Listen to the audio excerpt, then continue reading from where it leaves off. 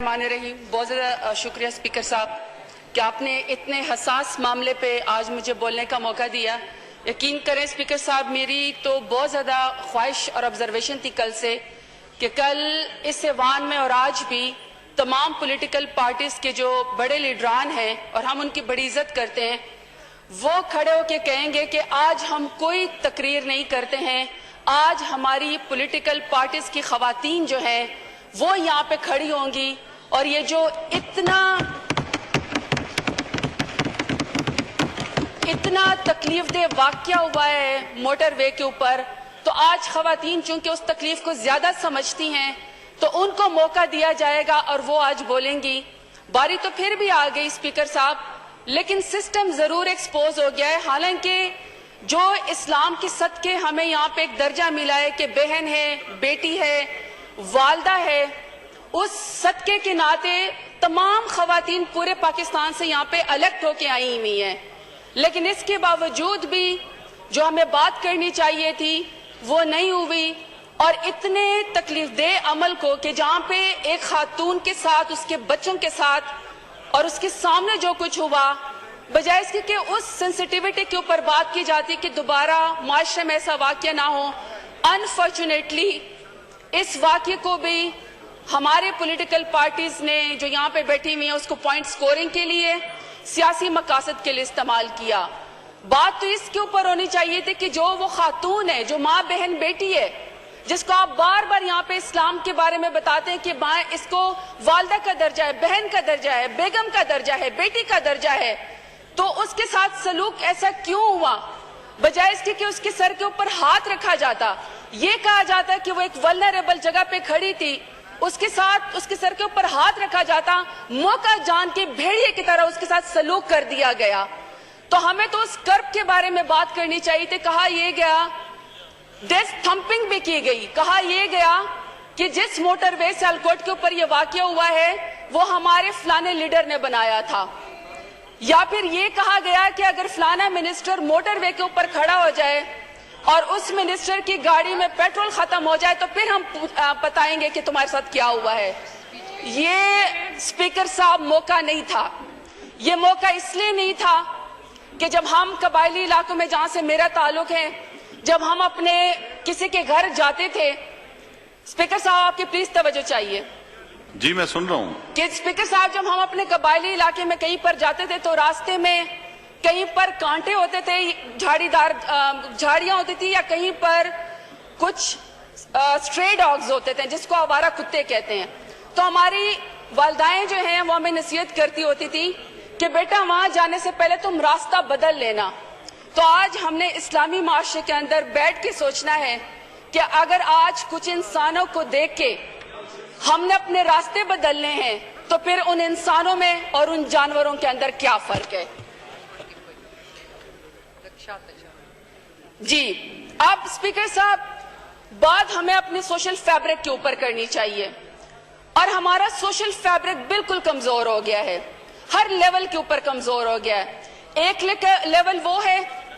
कि चंद ताकतवर लोग जब चाहते हैं तो वो कर सकते हैं, क्योंकि उनको पता है कि हम जोरावर हैं, या हम अदालत से छूट के आ जाएंगे, या पुलिस के अंदर कोई सुकम होगा, या हम out of the court settlement कर लेंगे और हम बाहर आ जाएंगे, लिहाजा हम बार बार ये जुर्म करते रहेंगे क्योंकि हमारी कोई पकड़ नहीं होती है। मसला ये कि वारदात हर जगह पे हो रही, तरीका मुख्तलिफ है। यहाँ पे स्पीकर साहब मैं देख रही हूँ कि कल से खवातीन बार बार आपको यहाँ पे नाम देती हैं,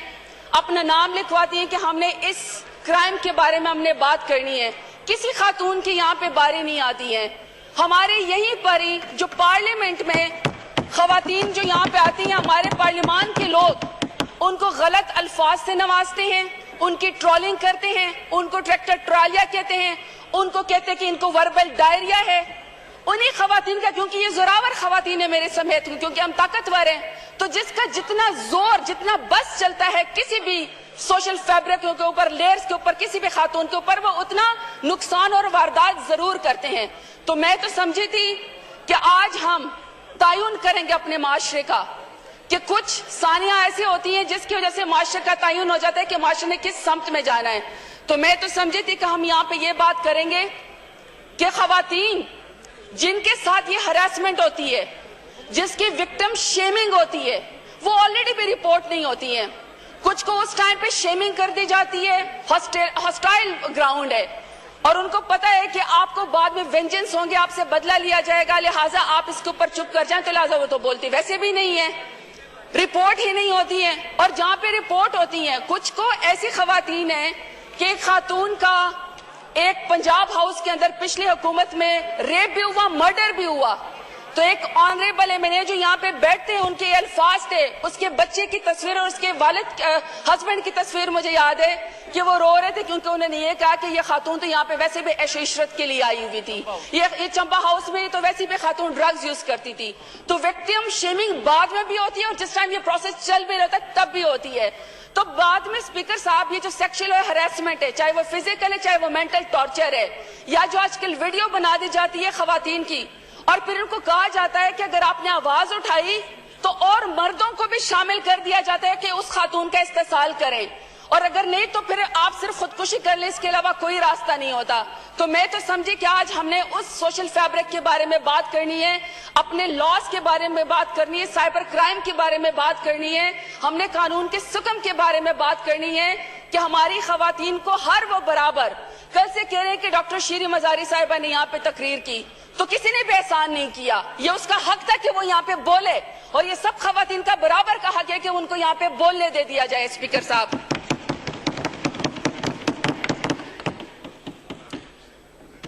آخر میں اسپیکر صاحب,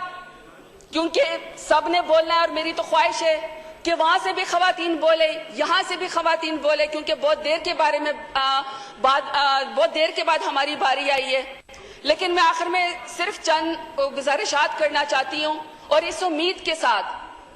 کہ شاید ہمارا جو سسٹم ہے وہ چینج ہو جائے اور خواتین کو ایکسپٹ کرنا شروع کر دیں, اور خواتین کے اوپر جس کا جتنا بس چلتا ہے اس کو واقعی ماں, بہن اور بیٹی سمجھنا شروع کر دیں. تو میرے کچھ سجیشن ہے اسپیکر صاحب جو کہ میں لے کر آئی ہوں.